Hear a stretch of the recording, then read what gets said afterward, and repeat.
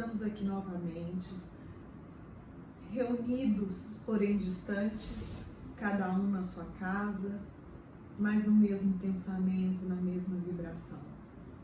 Quero agradecer a oportunidade de estar aqui com vocês novamente, podendo fazer esta palestra, onde sempre aprendemos muito quando falamos uns aos outros. Gostaria que todos, nesse momento, ao iniciar, pudessem elevar o pensamento a Jesus, pedindo muita paz, pedindo paciência, compreensão, e que possamos ter a fé e a certeza de que tudo vai passar. Vamos falar hoje sobre o capítulo 44 do livro Vinha de Luz, de Chico Xavier. Neste capítulo, fala sobre saber como convém. E se alguém cuida saber alguma coisa, ainda não sabe como convém saber. Nós estamos bem nesse momento. Muitas pessoas acham que sabem alguma coisa sobre muitos dos assuntos que estão acontecendo. Mas ninguém sabe como convém saber. Ninguém sabe de fato. Ninguém sabe perfeitamente. A civilização, ela sempre cuida de saber excessivamente, mas em tempo algum soube como convém saber. Muitos de nós acham que sabem sobre um assunto tudo o que dá para saber sobre ele. Mas aí, passam-se alguns anos, vem uma nova descoberta. Nós pensávamos que a Terra era quadrada até um tempo. Pensa como tudo isso não se torna diferente ao percebermos as estrelas, as dimensões do universo, ao conhecermos tantas e tantas peculiaridades que a ciência tem nos trazido. É por isso que ainda agora o avião bombardeia, o rádio transmite a mentira e a morte, e o combustível alimenta a maquinaria de agressão. Tudo depende daquilo que a gente se propõe a ouvir, aquilo que a gente se propõe a dizer, porque a gente realmente não sabe de tudo. Então, vamos perceber essas peculiaridades. Se a gente colocar na televisão hoje, só vai escutar sobre mortes, sobre a doença, e nós podemos mudar de canal. Assim também, na esfera individual, o homem apenas cogita saber, esquecendo que é indispensável saber como convém. Bom, nós viemos aqui falar de espiritismo. Acredito que muitos dos que estão me ouvindo buscam o conhecimento espírita, mas muitos estão no conhecimento superficial.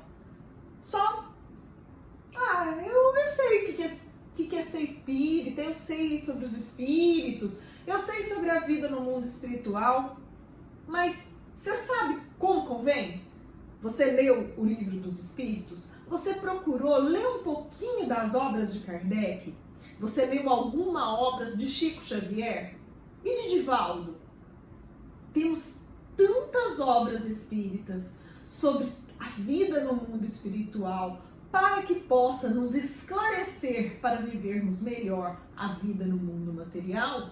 E muitos dos que se alegam bons espíritas não sabem, nem leram, nem procuraram saber como convém praticamente nada do espiritismo. Em nossas atividades evangélicas, toda atenção é necessária ao êxito na tarefa que nos foi cometida. Não adianta a gente ir e frequentar sem buscar se aprimorar. Adianta ir para a escola e não estudar? Você não vai passar de ano, você não vai aprender. A gente está na escola da vida. E faz parte dessa escola o estudo, o aprendizado, o bem-querer, a mudança interna.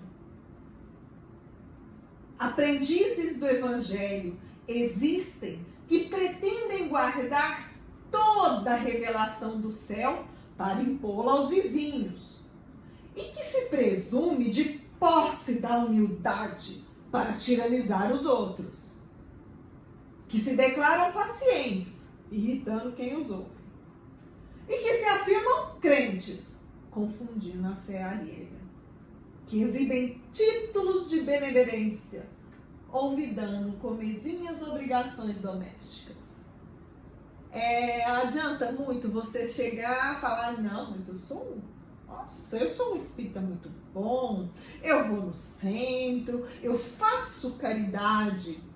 Aí lá na fila, não, você não, só o fulano, e nós vamos excluindo pessoas, porque você é o chefe daqui ou é o chefe dali, então eu vou excluir esse ou aquele, eu vou fazer assim o assado, e depois que eu chego em casa do centro, eu já chego gritando com todo mundo em casa, chego nervoso, ponho e falo, mas você tem que entender, você tem que fazer. É interessante, né? Aprendiz do Evangelho. Só vamos aprender realmente o Evangelho quando nós passarmos a praticá-lo realmente. Esses amigos, principalmente, são daqueles que cuidam saber, sem saber de fato.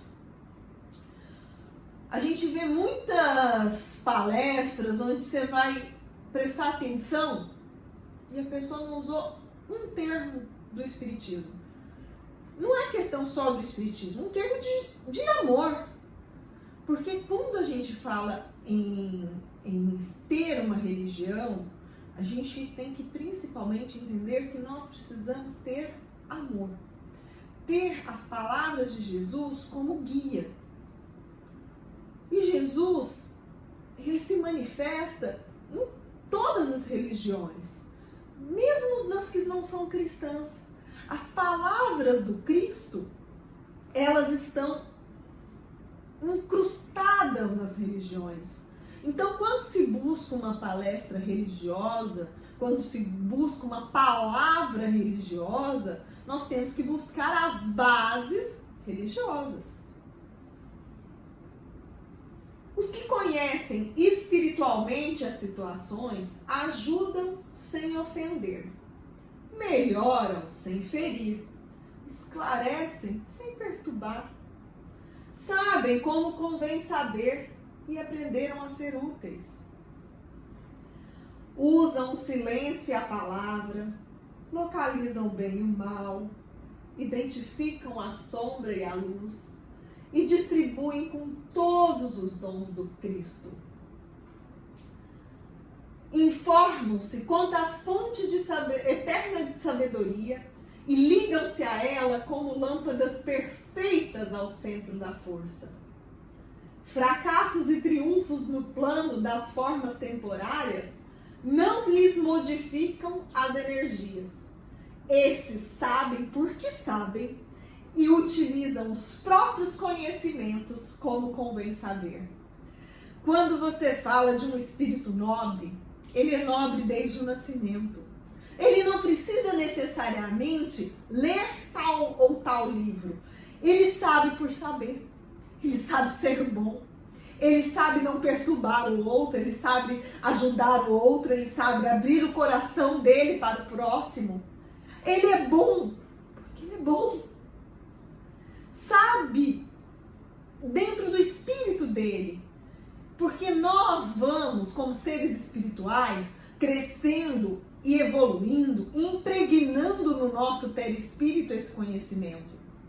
Então, por mais que você possa não ter acesso a uma obra, e nós já vimos muito disso, mesmo em vários centros espíritas, onde a gente tinha pessoas analfabetas, mas que aprenderam todas as palavras do Evangelho e sabiam seguir ela e falar sobre ela e vivenciá-la muito melhor melhor do que muitos que sabem ler. Nós tivemos o filme do Divaldo que fala sobre a vida dele. É muito interessante quando ele ganha o livro dos espíritos de uma senhora na qual ele está começando a aprender o espiritismo. E a sua mentora espiritual fala para ele que ele realmente poderia ficar com aquele livro. E ele pergunta, mas por que a senhora que me deu não leu? E aí ela informa, porque ela é analfabeta. Então, é interessante que ele viu a postura dela como uma senhora nobre, uma médium vivenciando a sua mediunidade, buscando ser útil àqueles que a procuravam e aos espíritos que a rodeavam, e ainda assim analfabeta, sabia porque sabia. O que a gente espera? A gente espera uma postura espírita cristã. A postura, ela é a coerência entre o conhecimento e a vivência. Quando você começa a realmente acreditar nisso tudo que nós estamos falando, a entender o espiritismo como uma forma de vida, você vai ter que mudar a sua vivência. Não dá para você achar que tem um monte de gente morrendo e eu vou ficar agora chorando desesperada por cada morte. Não é uma postura cristã, não é uma postura espírita, porque a morte ela não existe. Nós sabemos que a vida é eterna. Nós vamos sentir sim a passagem daquele amigo, daquele irmão que se distanciou neste momento da vida material e voltou para a casa espiritual. Mas ainda assim estaremos felizes porque a sua jornada terminou nesta encarnação. Nós aprenderemos a dar valor ao tempo em que nos foi vivido, esse tempo que nos foi permitido viver, e ser feliz por essa oportunidade. A tristeza da morte, ela se dissipa, porque ela não existe.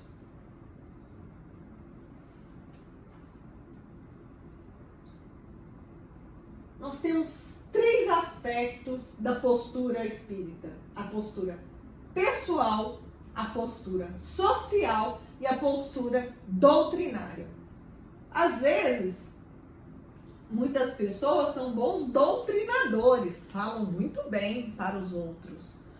Na sociedade, conseguem até mostrar alguma coisa, mas no pessoal, não passa nem perto de demonstrar aquilo que deveria. A postura pessoal, a gente vai trabalhar a se tornar o homem de bem. Quem é o homem de bem? É aquele que cumpre a lei de justiça, de amor e de caridade na sua maior pureza. Ser agradável com o outro, é amar ao outro, é vivenciar todos os momentos com o bem dentro do nosso coração. Com justiça. Você tem que ser justo para com o outro. Por que sinais se pode reconhecer o homem, o progresso real, que deve elevar o seu espírito na hierarquia espírita? O espírito ele vai provar sua elevação quando todos os atos da sua vida corpórea constituem a prática da lei de Deus e quando compreende por antecipação a vida espiritual. Praticar a lei de Deus, praticar os 10 mandamentos, praticar esse conhecimento que nós viemos adquirindo, compreender realmente isso tudo, aceitar.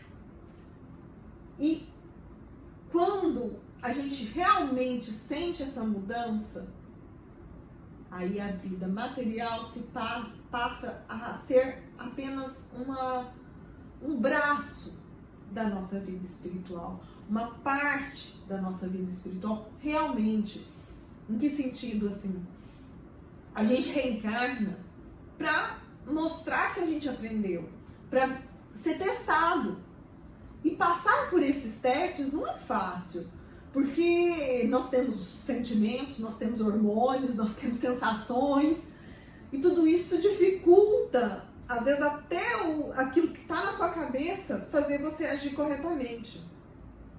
A gente fala, às vezes uma pessoa te causa uma raiva muito grande, e aí você conter essa raiva, tanto de TPM, ai meu Deus, não é fácil.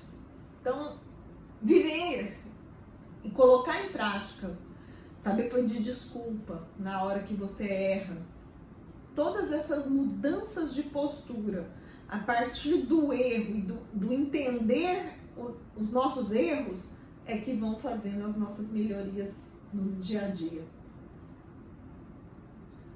O problema do homem é seu excessivo apego ao que é transitório.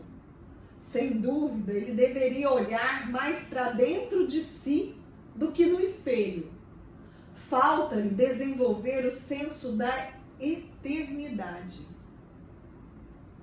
A gente pode, às vezes, brigar com alguém e pensar, não, eu briguei, nunca mais vou falar com essa pessoa, se eu não ver ela, tá tudo certo, e acabou por isso mesmo. Mas você às vezes causa um mal tão grande nessa pessoa que você nem sabe. E ela te passou uma raiva e você acha que tá certo não falar com ela. Mas e o senso de eternidade? Nós estamos aqui realmente para entender que o Espírito é eterno. E se o Espírito é eterno, não adianta ficar com raiva agora e achar que acabou, não.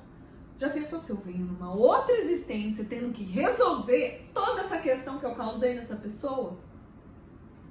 Não, eu não vou deixar para uma próxima existência. Eu sou um espírita. Eu já entendi que a vida continua, eu já entendi que eu sou um espírito eterno. Eu vou tentar resolver aqui mesmo.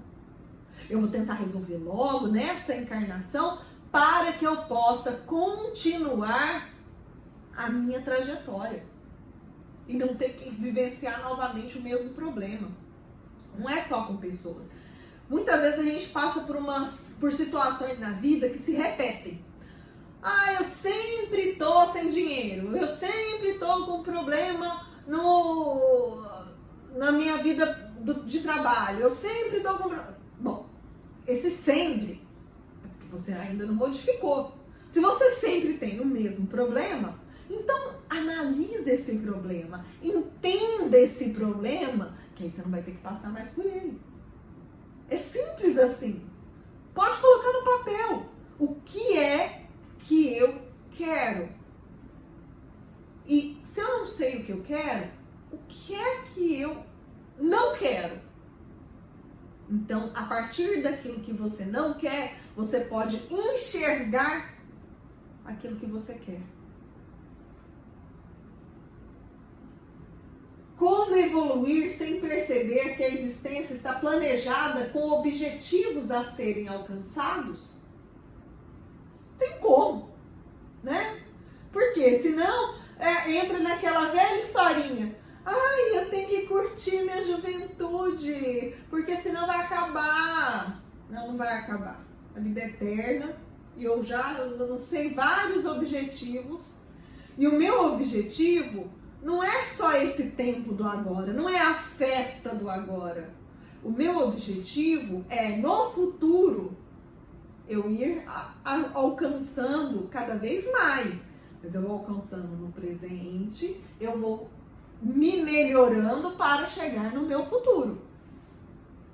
Uma das grandes dificuldades é o fato da gente ignorar o planejamento reencarnatório, estabelecido nos princípios das leis que regem a vida. Por que você tem que ir para uma outra cidade? Às vezes você precisa se mudar. Planejamento reencarnatório. Por que você saiu desse emprego e foi para outro e deu super certo? Planejamento reencarnatório. Por que você conheceu aquela pessoa naquele dia, em um lugar totalmente inusitado? Planejamento reencarnatório. As pessoas, os caminhos, os trabalhos, eles estão no nosso planejamento. Mas só quando a gente se propõe a seguir esse planejamento, a gente vai alcançar esses objetivos. Voltando ao exemplo da escola. Eu quero me formar, eu quero terminar o meu 2º grau. Para isso eu tenho que passar de ano.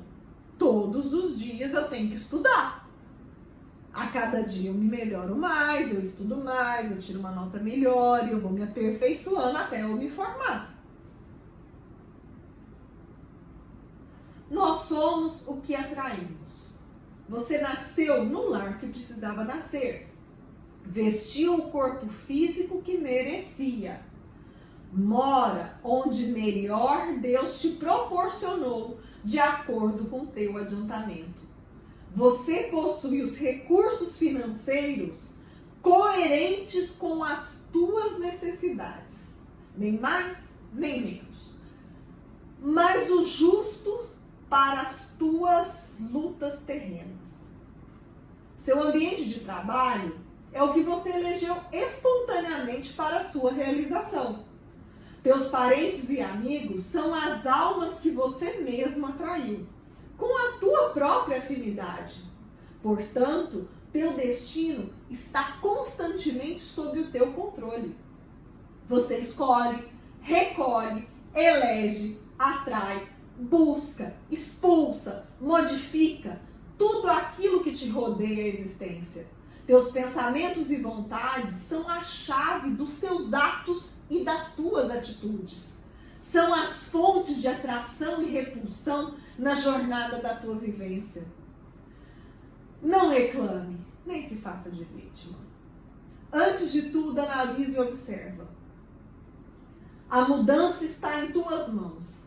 Reprograma a tua meta. Busca o bem e você viverá melhor. Embora ninguém possa voltar atrás e fazer um novo começo, qualquer um pode começar agora e fazer um novo fim.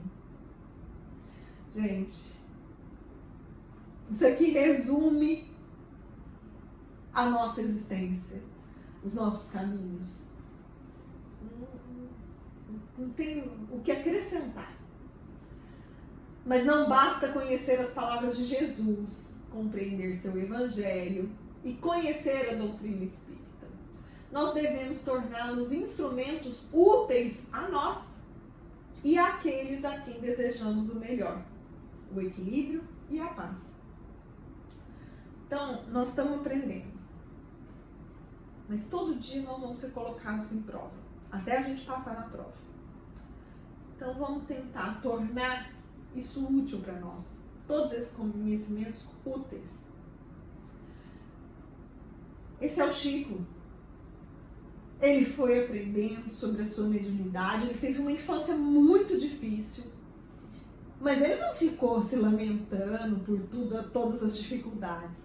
Ele lutou, ele melhorou, ele escreveu para muitas pessoas, se tornou conhecido por diversas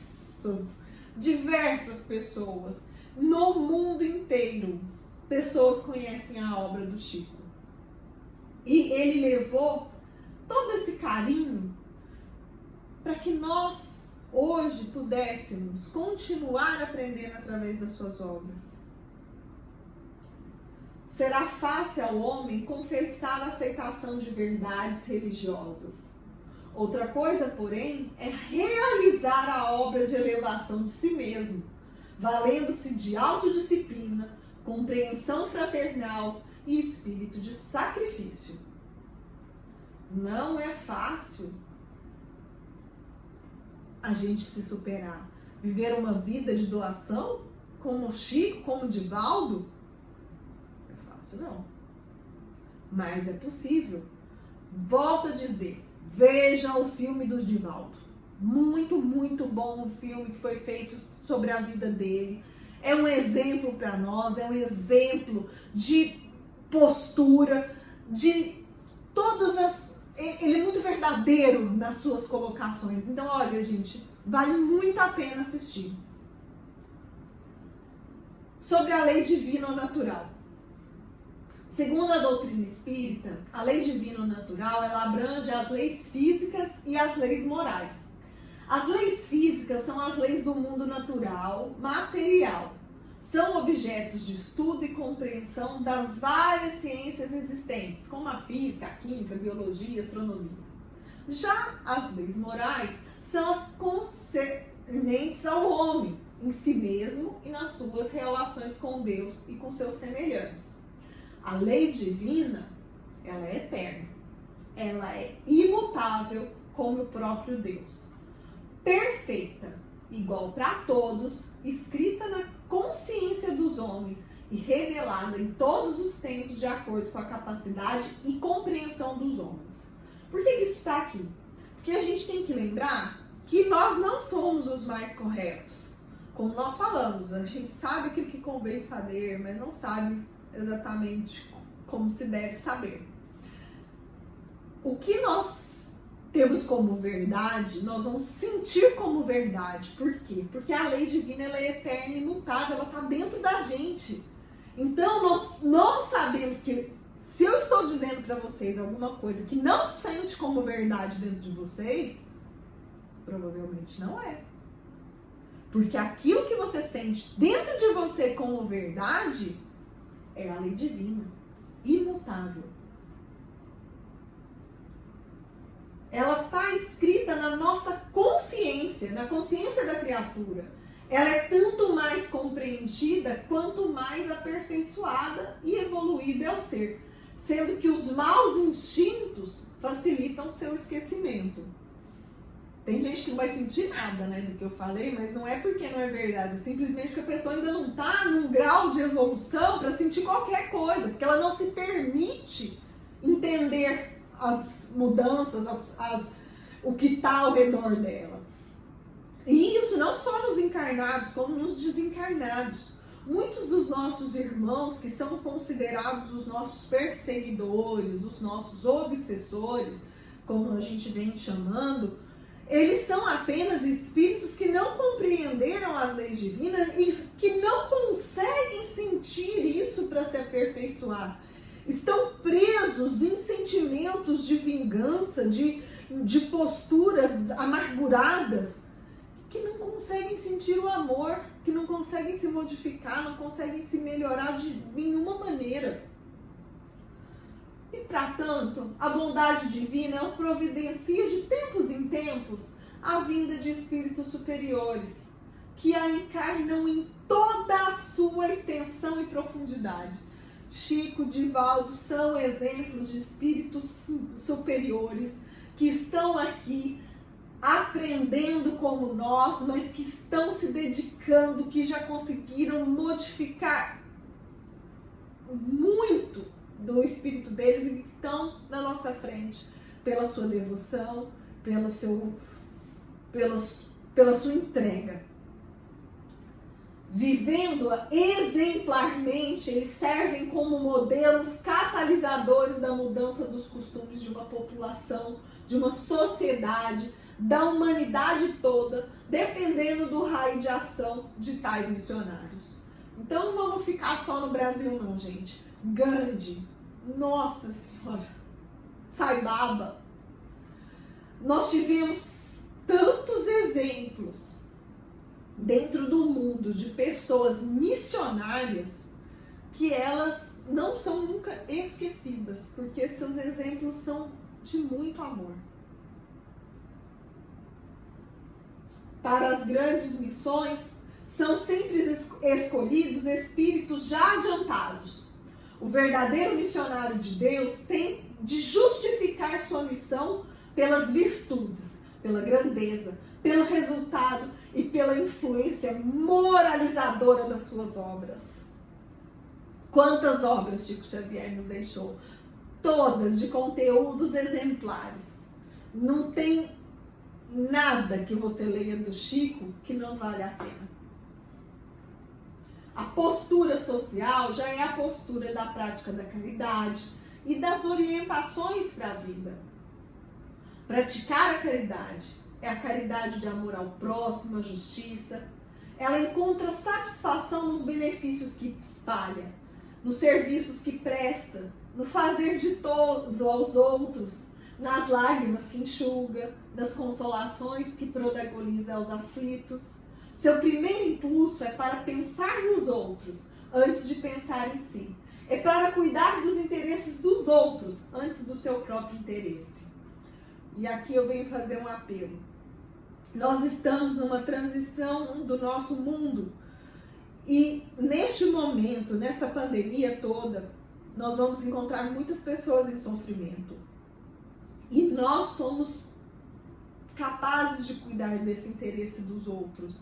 Nós podemos pensar como ajudar o outro. E não é só materialmente, é ouvindo, é deixando a pessoa desabafar. Mas, gente, vamos buscar propostas sociais para todos, para que todos possam sair bem desse momento. Fazer a caridade, que é o processo de somar alegrias, diminuir os males, multiplicar as esperanças e dividir a felicidade para que a terra se realize na condição do esperado reino de Deus. Isso é caridade.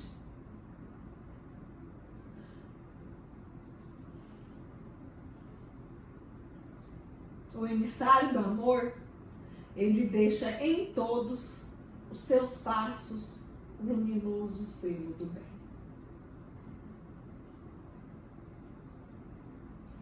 O pensamento que educa e o pensamento, ele ilumina o espírito. Quando alguém lhe magoar ou ofender, não retruque, não responda da mesma forma. Apenas sinta compaixão daquele que se precisa humilhar, ofender e magoar para se sentir forte. Você vê, são palavras do Chico. Olha, isso nos toca até hoje. Isso é, se a gente tiver mais compaixão com o próximo, a gente vai cada vez se melhorando mais. O que é a paz? É preciso ser correto em ações, em palavras e pensamentos. Viver em paz é uma atitude. Se pudermos dividir um pouco do pouco que temos, nós vamos diminuir a vocação para o assalto, o latrocínio. Com condescendência, diminuiremos a porcentagem da violência que está lavrando no mundo pela dureza dos nossos corações. Muitas pessoas falam, já ouvi dizer que acham que vai aumentar os assaltos, que vai aumentar a violência, porque as pessoas estão passando fome, porque as pessoas estão passando necessidade. Mas se a gente dividir um pouquinho daquilo que a gente tem, um pouquinho, a gente já consegue diminuir isso. E a morte? A morte é o caminho da renovação. Nós estamos na Terra numa breve passagem. A vida verdadeira é espiritual e não a material. Que mundo vamos habitar quando a gente desencarnar? Um mundo de acordo com o que somos por dentro. Para provar o nosso amor a Deus, nós temos que amar ao próximo e começar aí. Aceitar a chegada da morte, assim como o dia aceita a chegada da noite, tendo confiança de que em breve, de novo, há de raiar o sol. Gente, se alguém estiver doente nesse momento e pensar, será que eu vou morrer pelo Covid? Será que eu vou morrer dessas doenças que estão agora? Pode ser que sim. Mas vamos aceitar a morte como sendo uma coisa que, se for vir, vai vir assim, ó, como chega a noite, como do dia chega a noite. Mas a gente tem que estar bem por dentro, porque nós vamos chegar aonde a gente merece. Então vamos merecer mais, para que a gente acorde como um raiar de sol no nosso desencarne da nossa vida eterna. E o casamento? É preciso tolerar e respeitar as diferenças para lidar bem com nós e os desencontros da rotina conjugal. O casamento há de ser uma união de almas, mas sem espírito de tolerância, casamento algum vai adiante. Nós estamos vivendo cada vez mais próximos dos nossos companheiros, então, tolerância. O casal que descobre entre si certas diferenças não deve se assustar. É natural que seja assim. Muitos casamentos se desfazem por causa do egoísmo dos cônjuges, que não se dispõem a um mínimo de sacrifício e renúncia. Se um não revidasse quando fosse ofendido pelo outro, nós teríamos um número muito menor de separações. Vamos trabalhar isso aqui na pandemia? Vamos trabalhar isso aqui dentro de casa? Isso aqui é tão importante, gente. E o amor? Jamais perca a vontade de doar o amor, ainda que muitas vezes ele possa ser submetido a provas e até rejeitado. Cristo não permitiu muita coisa, não exigiu que as pessoas escalassem o Everest ou fizessem grandes sacrifícios. Ele só pediu que nós amássemos uns aos outros. O amor não prende, ele liberta. Ama, porque isso faz bem a você. Não por esperar algo em troca. Quem ama de verdade, sem apego e cobranças, conquista o carinho verdadeiro das pessoas. E envelhecimento? O importante não é acumular muitos anos de vida, mas adquirir sabedoria em todos os momentos que os anos nos oferecem. Gente, sabedoria, todos os anos, nós temos que estar sempre buscando coisa nova, sempre buscando nos aperfeiçoar mais, ler mais, buscar mais. Eu falo ler, gente, porque hoje até o celular lê pra gente. E tem tanta coisa boa, mas tem tanto assunto bom. Então vamos buscar essa sabedoria, vamos buscar essas coisas boas para que a gente saiba envelhecer. Porque os que sabem envelhecer, eles adquirem uma sabedoria que tem como fonte não a extensão do tempo medido em anos, e sim a intensidade da vivência medida em sentimentos. E a fé? A fé é o caminho da verdade. É a energia que confere a perseverança e os recursos necessários para a vitória. Não perca a fé entre as sombras do mundo. Ainda que os pés estejam sangrando, siga para frente. Creia e trabalhe. Tudo passa e tudo se renova na terra, mas o que vem do céu permanece. E o perdão? Todos somos sujeitos a erros e acertos, por isso perdoar é divino. Enquanto você não perdoa, fica ligado ao erro e à ofensa recebida. Ai, o fulano falou aquele negócio, ai, que raiva do fulano. E aí você fala de novo e fala de novo, conta a situação 10.000 vezes para todos os seus amigos. Mas perdoa, gente, esquece. O espírito que adquirir a virtude do perdão não vai achar dificuldade em mais nada. Haja o que houver, aconteça o que acontecer, ele vai saber administrar a sua vida. A natureza, ela é também a face do perdão, de Deus para conosco. Olha a natureza se renovando aí, ó. Nós estamos tudo fechado em casa e tá tudo melhorando, voltando. É a face do perdão de Deus. Postura doutrinária. É a fidelidade a Jesus e a Kardec. É o compromisso na mediunidade. Como Jesus, como Kardec, como Chico, todos tiveram posturas. E Chico Xavier, com isso, se tornou o apóstolo da mediunidade. Guardando a fidelidade, a codificação kardeciana, promoveu o reencontro com o Evangelho de Jesus, fez o grupo espírita um lar de fraternidade humana, buscou a preservação da terapêutica espírita, colocou a mediunidade como instrumento de elevação do povo, afastando-se do profissionalismo religioso, esclarecendo sobre a finalidade do espiritismo, não acolhendo práticas elitistas que impliquem privilégios, indiscriminações ou chefias, e vivenciou o evangelho a cada dia da sua existência. Não tinha artista que passava na frente, não tinha preço da consulta, da carta da mãezinha querida. Ele foi exemplo. Para quem pôde ter um pouco de vivência da época que Chico era vivo, em Uberaba, seus trabalhos sempre foram abertos a todos, por igual. Inclusive, ele tem uma passagem em que o filho dele cutuca ele e fala: mas pai, olha ali, aquela mulher é advogada, tá na fila para pegar a cesta básica, não tá certo. Aí ele fala: filho, deixa, ela tá treinando, porque na próxima encarnação ela vai precisar. Estudemos a mediunidade sobre as diretrizes kardecianas, a fim de que médiuns e mediunidades se coloquem realmente a serviço da sublimação espiritual. A gente precisa, quando a gente sente a mediunidade, como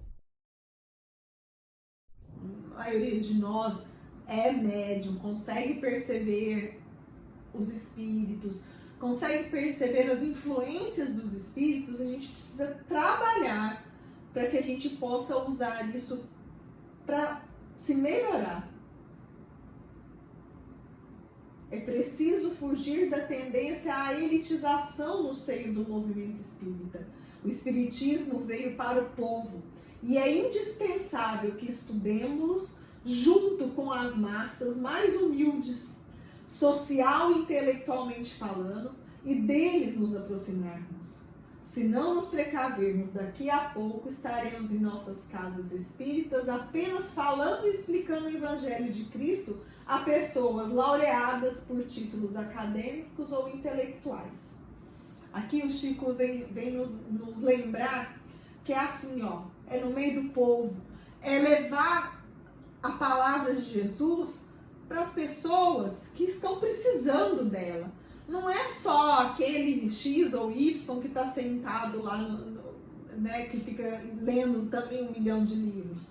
Se nós conseguirmos ler vamos tentar repassar esse para os outros, levar esse conhecimento para as pessoas que estão ao nosso redor. Sempre que me perguntam, eu busco tirar dúvidas das pessoas que me perguntam sobre o Espiritismo, sobre o Evangelho. Sempre recomendo a leitura, mas a gente fala também. Então, gente, fica aí meu carinho para vocês.